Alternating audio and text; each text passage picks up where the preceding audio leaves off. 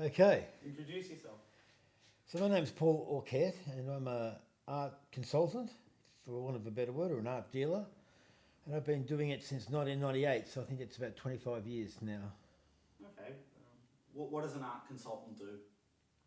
Well, my practice is probably 80% working with secondary market or second-hand pictures. So people be aware of auctions and Sotheby's and Christie's and those sort of things, where I would work with clients to help them sell, navigate the auction system, or buy from the auction system. But probably 20% of what I do is working directly with galleries. So that's I have a lot of clients. I'm in and out of their homes all the time. I see what they're looking for. I see they've got a new space or a new place in their house that needs something. And I might have just seen that last week at an opening. So I'll approach the gallery and say, look, I've got a client that's interested in that piece that I saw. Is it still available?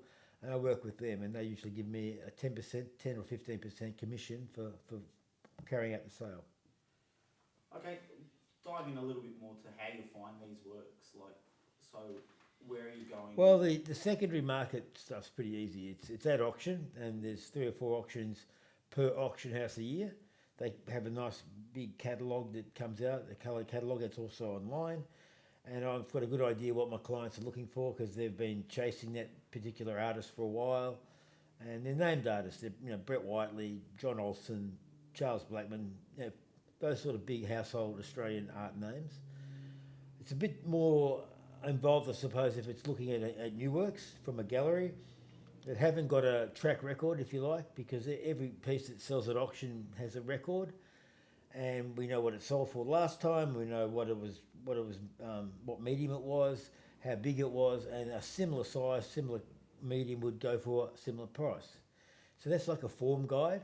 But when you're looking at new works being introduced by galleries, new artists that galleries are representing, it might be so easy to work out, what it's worth. It's what it's worth to the client. So if it's going to fit exactly in their bathroom or exactly in their boardroom, then I can sell it to them. Do you dabble in new artists, or is it? I do, yes. But that would be 20% of what I do. So the majority of what I do is sort of dead artists, I guess, for want of a better word. So what do you look for in a new artist when you? It's more what my clients are looking for, or what I can recommend my clients. So it's not what I like or what I see. It's where I can place it, or someone's asked me, they want an abstract, and I've just seen an amazing abstract at a opening last week.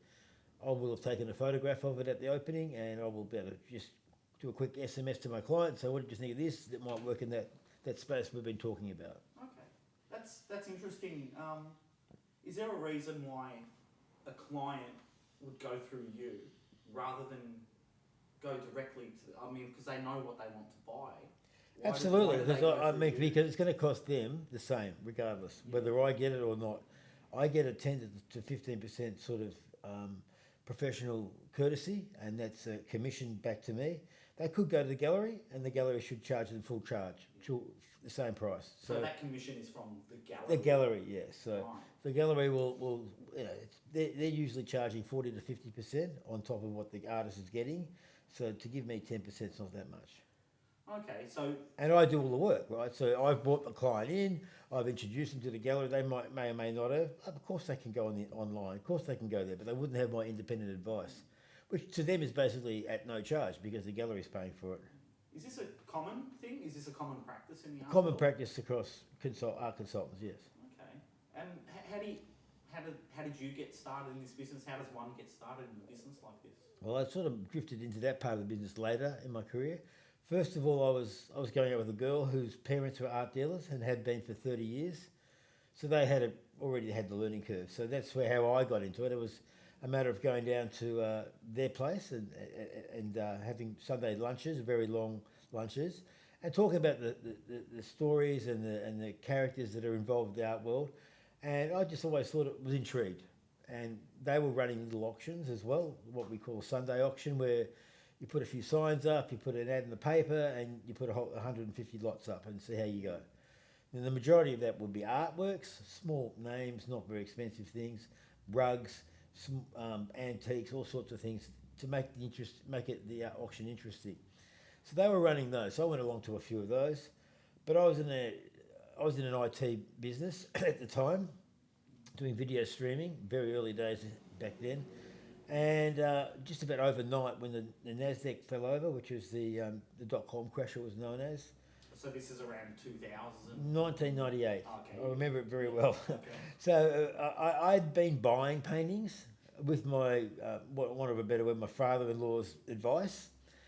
And he'd been in the business for 30 years, so he knew what sold, what didn't sell, what was maybe fake, what was not fake. I was very green. I didn't know all that stuff, but his learning curve was very beneficial. Anyway, on the night of the 1998, the .com crash was announced. There was the technical, the tech stock exchange in the States fell over. My business basically fell over overnight because no one in Australia wanted to have anything to do with this new thing called the web or the internet, because look at what happened in America, the whole thing fell over and collapsed. So no, they weren't going to play with me because, cowboys do that sort of stuff. Yeah, and we were cowboys. But the point is, I had this art thing going on in the background. Not that I was buying and selling, but I was just buying for my own collection. And what happened in the end was I just thought, you know what, I'm going to put my hand up at auction. Because up until that point, the father-in-law had been putting them up and, buying it on my behalf. But I just said, no, I want to have a go at this. And I was hooked. It's a matter of you're in there, you've got the pressure, and you've got to work out on the spot whether you can go another $1,000 or not, whether you can make money or not. And the good thing about artwork is it's always someone for that piece. You just have to keep it long enough, and there'll be someone for it. Someone will love it for the same reason you bought it and loved it. And I only buy things I love. So if I don't sell it, it's on the wall. I'm enjoying it. It's not like stocks or shares where, they come, they go, it's all on paper. At least with art, it's tangible. What was that first piece that you bought? Like what? I think it was a Blackman. Mm-hmm. Yeah, I mean, it was only a $5,000 Blackman, but to me that was a lot of money, And I can't remember what I sold it for, but I did sell it. How long did it take you to? I can't even remember, probably a couple of months. Yeah, I just would have put it into one of those small auctions, and if you buy and sell at the right price, you can sell it anywhere. If you pay too much, you're stuck with it for a bit longer. And in my business, you really want to sell something between 6 and 12 months. If you've got it for 10 years, you probably made a mistake. But everything sells in the end. Have you got any that you've held? Yeah, I've got a whole house full of them, yeah. People ask me about my collection, and I said, yeah, it's everything I couldn't sell. So, but, I'm not upset about it. Most things I've got, just about everything I've got, I enjoy, and it's on the wall or on the floor, but enjoying them being there. So it is part of my collection. And after a while, I get a bit sad when they go, but, they're there to be sold. Is there anything you have now that you wouldn't sell, actually? I don't like to sell my Whiteleys, but that's my bread and butter. Everyone likes Brett Whiteley, and they sell like hotcakes, and sometimes I get a bit amiss when they go. But there was one piece by Balderson that I bought many years ago, and I said, I'm never going to sell it. This is from my collection. And then after about 10 years, I know another art dealer was doing a show, and they said, can we borrow that picture? That's really good, and it sold. I couldn't believe it sold. And I put a high price on it too, and it still sold. But it was a print, so it was an etching, so there were more than one of them. And since then, I've bought 4 of the same etching, so I've made up for it.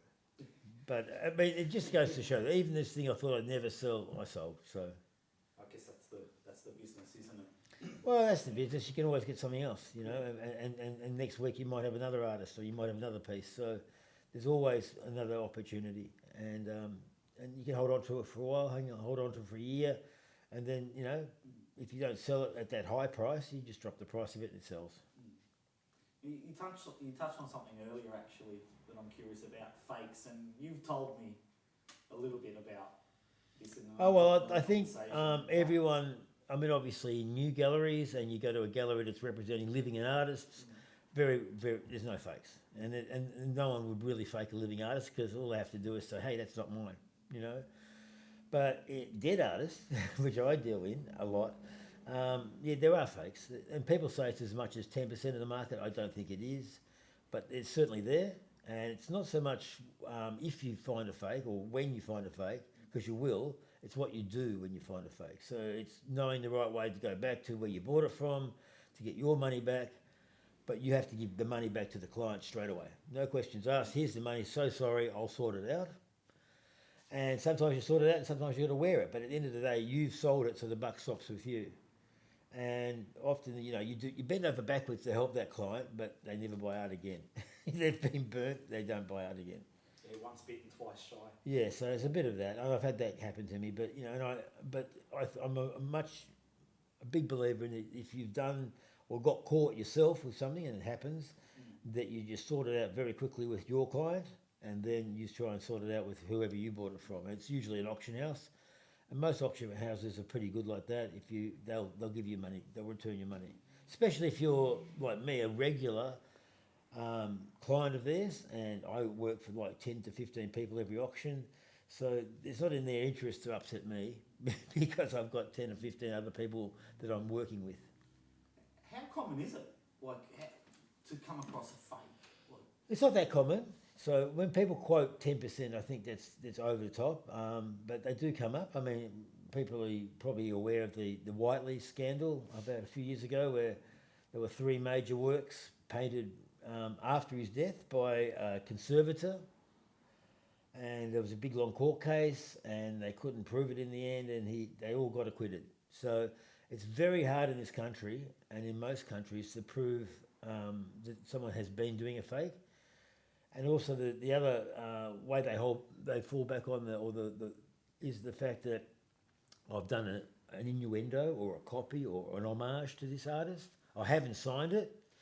There's nothing illegal about that. I'm not signing it as a Brett Whiteley, but I don't know who signed it. Someone else must have signed it. Maybe some dealer signed it. Who knows who signed it?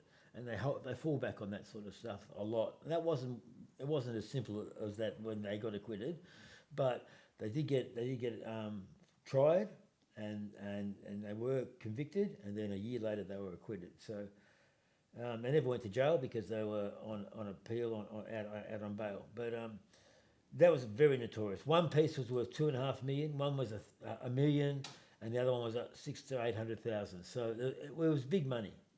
Whereas with prints and etchings and little things like that, 5 to 10 grand, they're not going to bother probably faking those.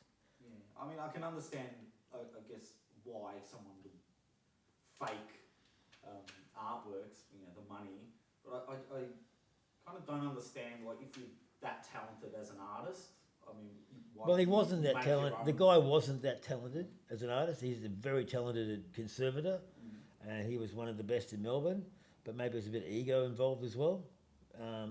But if you they got doors, right? They got just regular wooden doors that were used from a hardware, or they were specially ordered because Brett Whiteley had painted on doors before, and the whole thing would have cost them probably 50 grand to make, and they sold it for what, 2.5 million. Now there were a few other people in the equation, but you're going to probably make, with 3 paintings painted at the same time, $1 million each, the two co-conspirators. So that's why they do it. Yeah, that's a lot of money. Yeah, that's a lot more than he would have made out of restoration, even though he was the most expensive restorer in Australia. But to be fair, he has been acquitted, so he hasn't been convicted. And there it goes. I don't think the police will ever bother prosecuting an art fraud case again, because it's so hard to prove.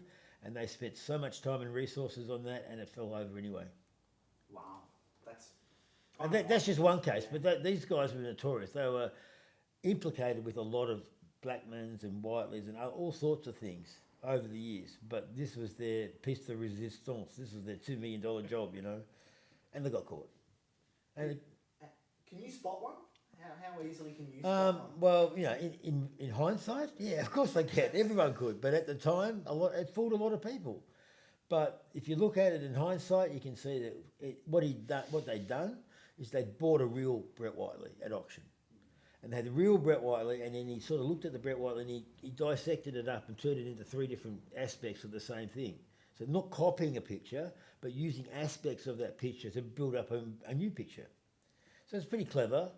But you can't get the brushstrokes, and they're laboured. An artist as good as Brett Whiteley, a draftsman like him, can just, they've done a line. This guy sort of had to do this, and you can sort of notice it. Little things like that.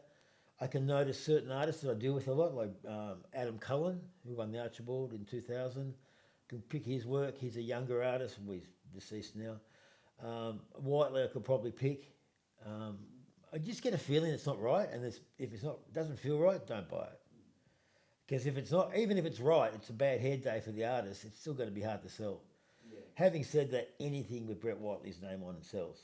Howard Arkley's another one I can pick. I've dealt in a lot of Howard Arkley, and I just know the telltale signs because I've seen enough wrong ones. Mm.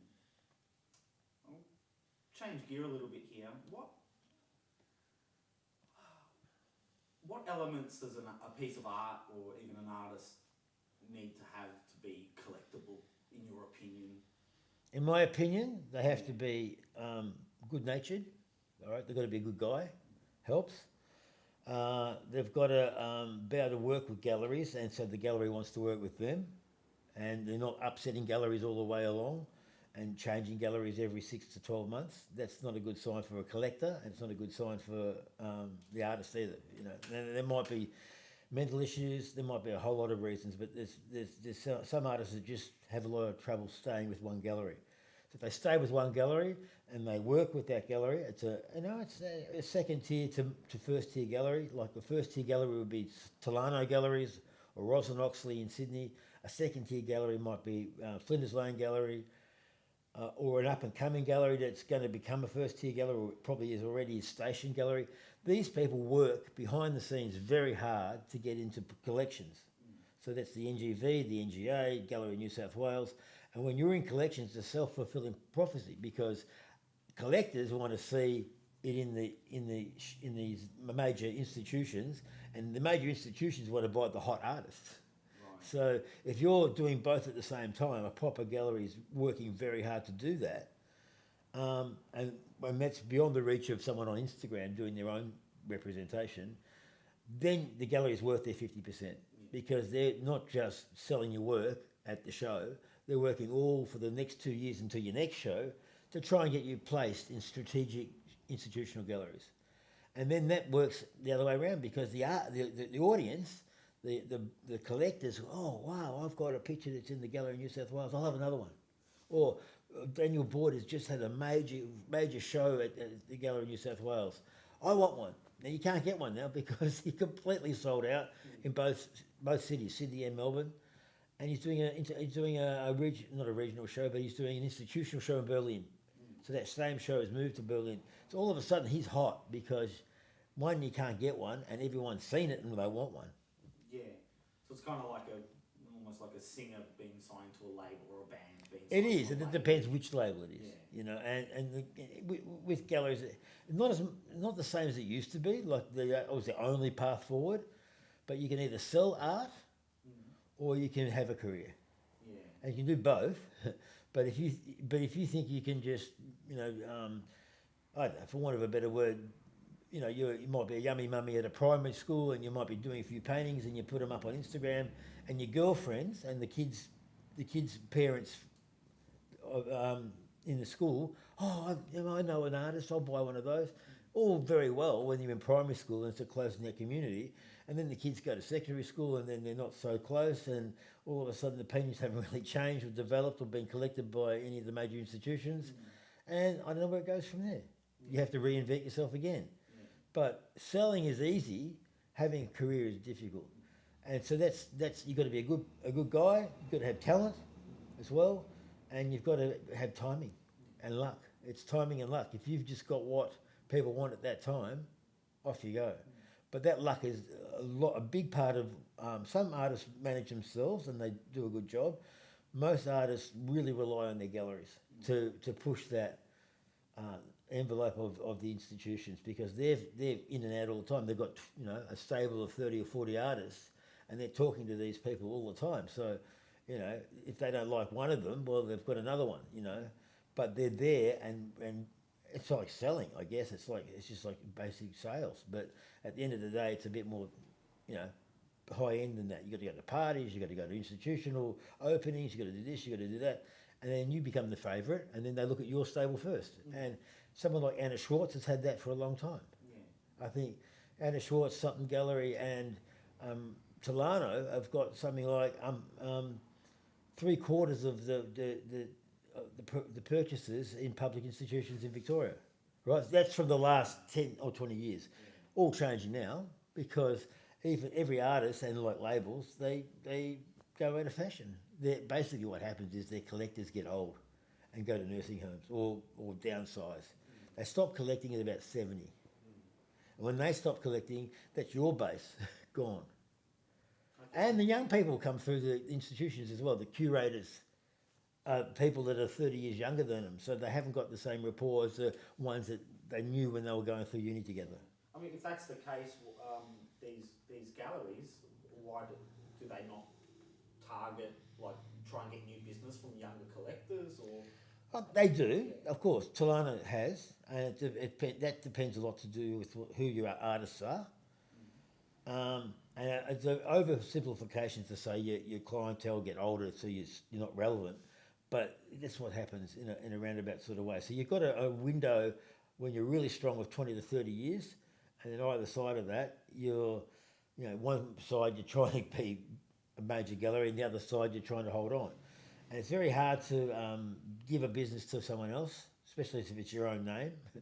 But even then, even if it's not your own name, you are the business in art. I am my business. I can't sell my business. I'm the guy that people want to deal with. I'm the guy that they ring up. I can't say, oh, I've just sold the business to someone else, and I've taught him everything I know, and he's going to do it now. Yeah. That's not how it works. And galleries are the same. Yes, you can recruit new staff, and you can recruit new collectors, but at the end of the day, your rapport as the head of the gallery is very important. I guess it seems like it's a face-to-face business, and there's only so much face time you can give people when you're just one person. So once you've got a group of people, kind of collectors around you, you kind of got to give them attention. And look, to be fair, I've probably only got 50 people that buy regularly from me. I've got a database of 6,000, but I wouldn't even know who half of them are. And that's not the point. The point is you have to work the people that you like working with and who they like working with you. Yeah. And at the end of the day, even if you've got 6,000 email addresses that you've collected over 25 years, if you don't know them and they can't remember who you are, what's the point? Yeah. You're only good. For me, if I see something at a gallery opening, and I go to a lot of openings, I'm probably going to see 3 to 4 days a week. So, what's that, 16 openings a week? And I'm just going in and taking pictures. I'm looking over. What I'm really looking at is how many are selling, how many dots are on the wall, and who's there. Is it just their mum and dad and their few friends, or is it really selling? And at the end of the day, that happens to be. I meet new people, but they might just buy one thing.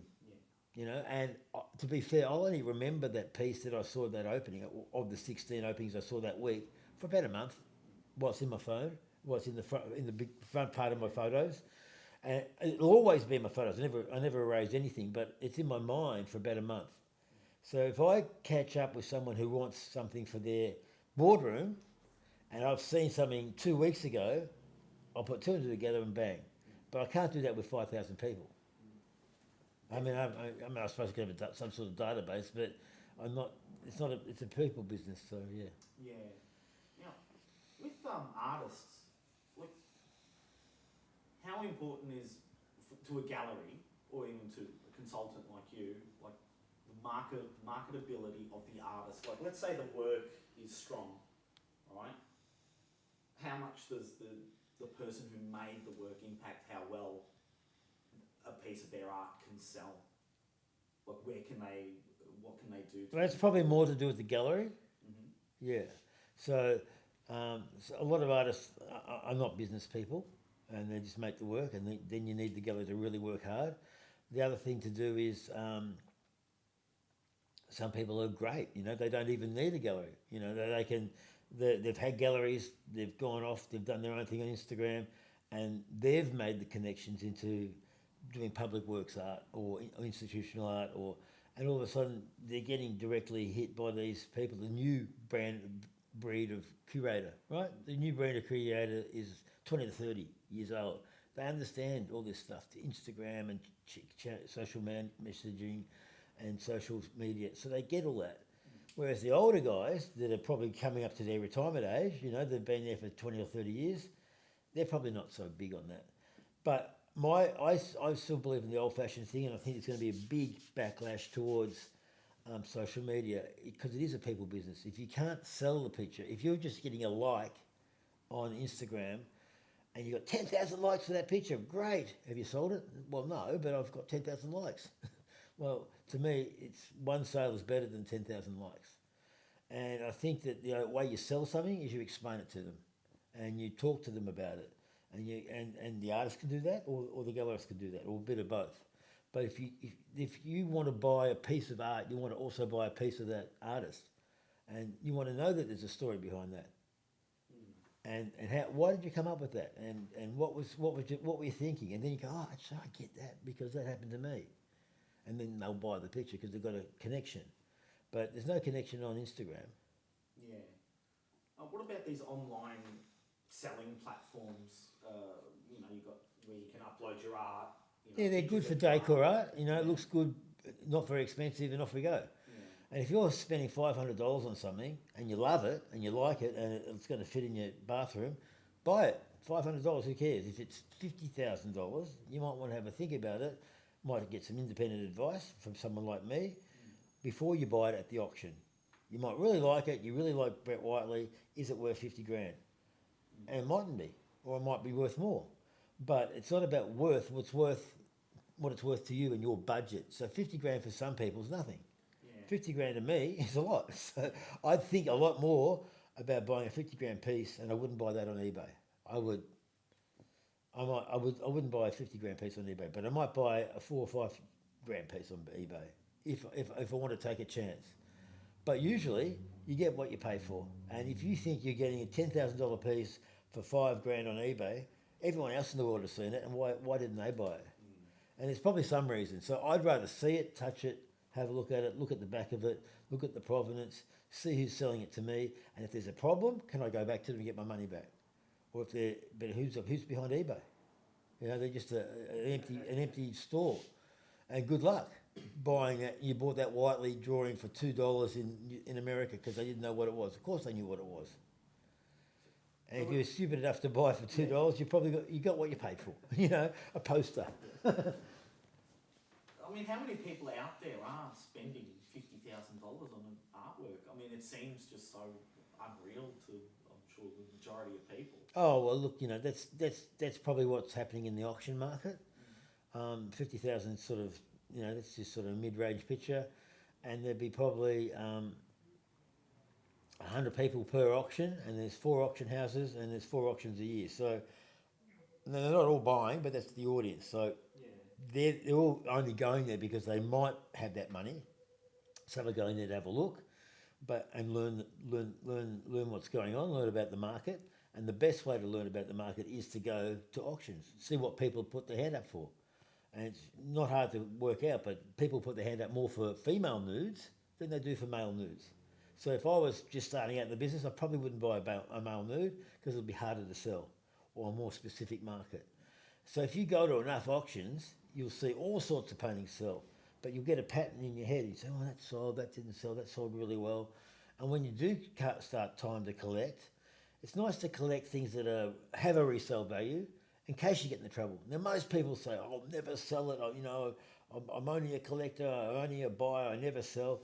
But then they go through a divorce, or then they go, and then it's forced upon them. Yeah. Or then they get old and go to an old people's home, whatever. Or they even just downsizing, they can't fit the big pictures in their new house.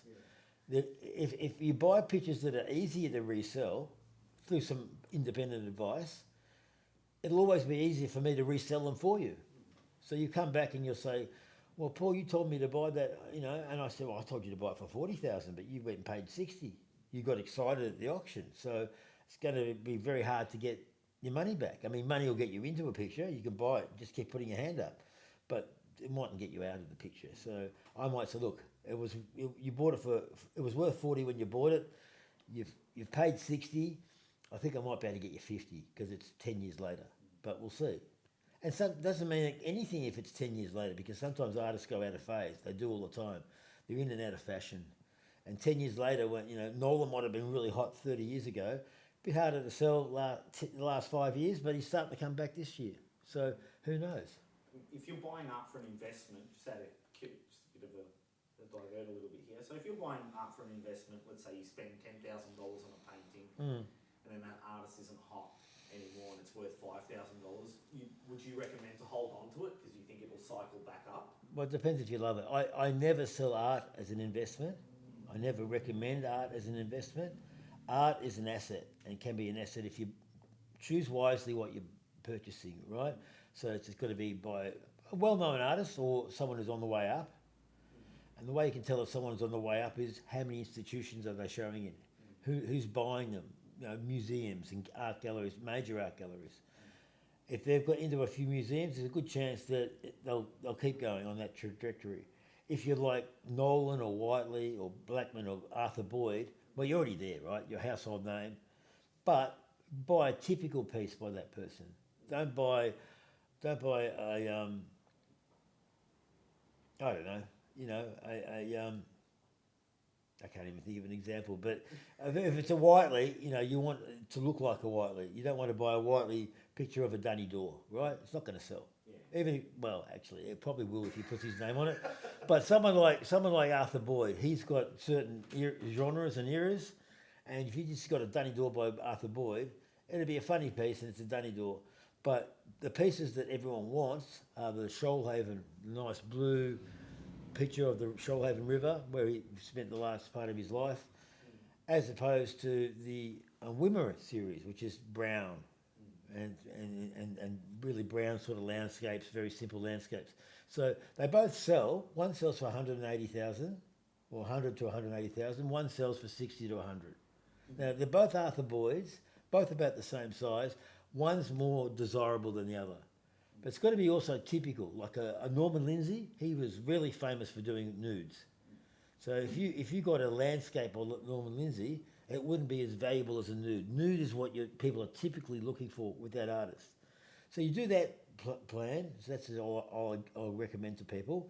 So that's about having a typical artist, a typical subject by a named artist or an up-and-coming artist. But a named artist is easier. And then you have to enjoy it. In fact, first before anything else, those other two things, you've got to love that picture. Don't buy it just because it's got Brett Whiteley's name on it unless you love it.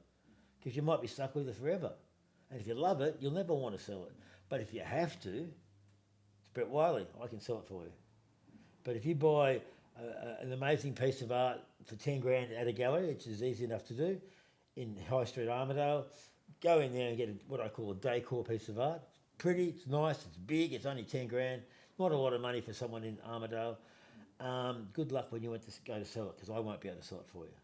Because it's by a no-name, or maybe a big name at that gallery, but nowhere else. And it's who knows what a typical picture is for that artist, because no one knows who they are. They haven't got 1,000 pieces in the market. They've only been going for a couple of years. They've been selling to their friends. Everyone loves the pictures. Everyone loves them, but nobody. So that's not an asset. But if you love it, and 10 grand's not a lot for you, buy it. Yeah. But if you don't love it, don't buy it. And if 10 grand's a lot for you, you could probably put it into something better. Yeah. You've got a lot of people now, I guess, going on from that. A lot of young people coming through art school, young artists, got all these big dreams, in their head and all that. Well, what would you recommend someone like that does to kind of give themselves the best chance of becoming a professional artist and someone who's possibly collectible? Well, you got to start somewhere, of course, and there's lots of little galleries you can just rent a space. You don't need to give someone 50% to start off with, but when you get to a major gallery, that's what they're going to probably ask for, 40 or 50%. They're going to be looking at what you do. They might be looking at what you've been doing at VCA, at the VCA final year show, and they might try and grab you straight from there. Or they'll be looking just, at the small little gallery spaces around in town, and you've had the initiative to put something on yourself. But at the end of the day, you have to go out and see what's going on in the scene. You've got to go to as many openings as you can, see who's doing what, see who's selling, are the clientele, are the audience going to be interested in your sort of work. Is the gallery a professional? Do they do a good job? Are they the sort of people you want to represent you? And even then, even when you're in with the first tier gallery, you've still got to keep on their toes because you're one of 40 people, 30 or 40. Now, my idea is that you don't go with a gallery that's got 40 artists or 40 or 50. You go to a smaller gallery that's hungry and it's only got 20, and they might be really working hard with the 20 as opposed to spreading themselves thin and just doing the shotgun approach and say, well, we'll just keep putting pictures up and see how they sell. And they're so busy with 40 artists or 50 artists on their books, they haven't got time to actually do the hard work behind the scenes and get you collected by institutions. So that's my advice. You got, it depends what school you've gone to, but you certainly got to get a few shows up, solo shows up, and that's probably a rental space. So you rent a space, make sure there's lots of dots and people are selling, and then bring a few dealers down to say, look, I've sold the whole thing. Are you interested? And nothing like sold stickers excites a gallery owner. So, wow, you just sold all those. I mean, obviously, and well, we might give you a go, and competitions. You can do competitions. So they're really easy. You only have to do, well, they're not so easy, but you've got to do one picture. You pay your $50 and you send it off, and it doesn't have to be the Archibald, but although that's next week, but it has to be a go. That's a short. If you win that, or even if you're just a finalist in a few of them, that's a shortcut to being recognised by a major gallery. Yeah. You mentioned art school a couple of times. Is art school the be all and end all? Like, if you haven't gone through art school, do you think there's still a chance for? Yeah, I think there's a chance. Yeah. Yeah, but obviously, if you've gone to art school, that's what the curators have also gone to art school, haven't they? So they're looking at their peers and what they're doing, and yeah, it's two ways to do this business. You can either sell your work, and it doesn't matter if you go anywhere, and just keep painting a lot and sell it, or you can have the whole career and play the game, go into competitions, be seen, get picked up by a Sutton gallery or a station gallery, so people start noticing you.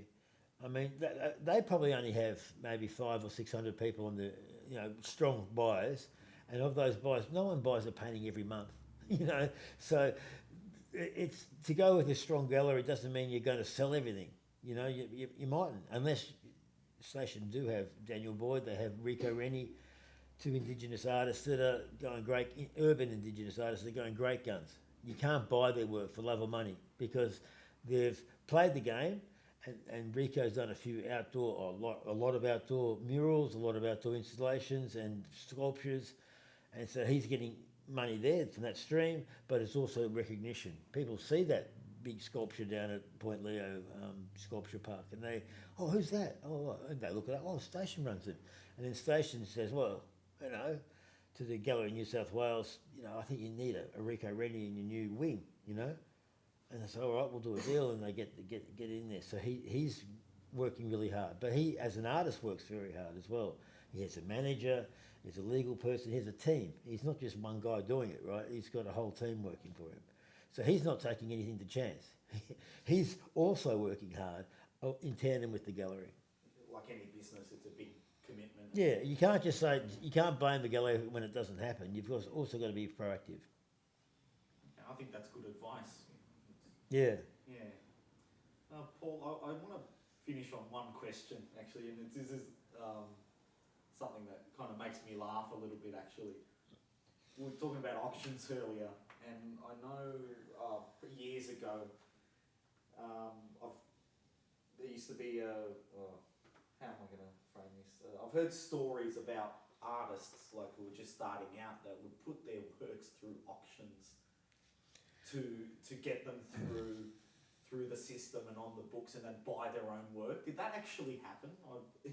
I think that happens, but it's not a very cool thing for an artist to put their own piece in. No. I mean, it doesn't look right, But I'm sure that if a piece turns up, that's a piece that they've been interested in, or is an important part of their career, or is a pivotal part of their practice, and it comes up, sometimes they ask me to buy it, and I buy it because They don't want to be seen buying it. Looks bad. They didn't put it in. Someone they sold it to 30 years ago has dropped dead and given it to the kids have inherited it, and all of a sudden it's going for nothing, and it's a bit embarrassing for them that it's going for nothing. And that's happened. But I'm sure some artists try to put it in, but most of the major artists, art galleries wouldn't accept a work from an artist. Just out of principle, like but it doesn't mean their friends don't put it in. It doesn't mean that or one that they've given their mother for their birthday, who she hated, hasn't put it in. So is it a strategy that works? Do you think? Like, is it? I think look. If you're in an auction, this is what I always say to artists: if you're in an auction and someone's done that to you and they put it in, you can't own the work after you've sold it. Yeah. You can't control it, apart from your copyright. Make sure you find someone that wants to buy it. Yeah. Don't have a pass. Yeah. If it passes in 2 or 3 times, then no auction house will ever take your work. And that's a disservice to all of your audience, all the people that have bought works from you, all your clients or the gallery's clients. All of a sudden they go, oh, I can't sell my work at auction because they, Sotheby said no, or Christie said no, because they're not selling. And so they're only not selling because no one knows who they are. But if you put them in and they sell, even if they don't sell for a lot, as long as they sell, then they'll say, oh yeah, we'll give that a go, But there's a lot of no-name artists out there that would love to have an auction record, but the auction houses can't take them. They've got enough other works to put in. It seems, to me anyway, a bit morally questionable to, put your own work through an auction, get a proxy to bid on it, just so you can kind of get the sale on record. But I can understand why someone would want to do it. I don't think it affects their career that much, so I don't think a lot of people could be bothered doing it. Yeah. They might be putting it in to sell because they need the money, but it wouldn't. It's not a good look to put it in to go in and put it in your name, but it's really not a good look to have it pass in either. Yeah. So if it is in there for whatever reason, good idea to find someone that wants to buy a cheap picture, and it might be half the price. It might be half the retail price. So you can tell one of your friends or collector friends, look, this is coming up at auction. There's nothing wrong with that. That's just protecting your price. And often galleries get really upset about auction houses because auction houses have got to look like they're doing a deal, right? So they put it, if it's a $20,000 picture, they might put it in at 10 to 15. Now it might go for 25, or it might go for 10. 10 will be the reserve. But at the end of the day, it's that it sells is the good thing. And if you put 30 on it and it's never been to auction, they don't know who it is, it'll pass in. And then all the people that were going to buy it from the gallery are going, oh, hang on, there's no secondary market for this. If I get into trouble, or I go for divorce or whatever, I won't be able to sell it because no auction house wants it. So it's a two-edged sword. You really want to be able to sell it in the secondary market. You really want to have a secondary market presence, like Arthur Boyd's had 4,000 pictures go for auction, 3,000 works by Brett Whiteley. They've got an auction presence, right? So if you buy Whiteley or a Boyd, you know that the auction house will know who it is. It sounds like that's what drives a collector a lot, is the assurance that there is a secondary market. Yeah, but I'm not saying you're going to make money. I'm not going to say it's an investment. I'm just going to say it's nice to know that if you have to sell it, you can, and that you didn't pay too much when you bought it. Okay. Well, thank you, Paul. That's all right. Were you about to cough? You can cough if you like. No, that's all right. Well, thanks for coming along. I think that's been very informative, actually. So great. Well, I hope it works, and hope you can cut. You just play it straight, don't you? You don't cut it. No, I won't cut it. No, if I don't like the way you look, I'll just blank the screen. All right, cut it off.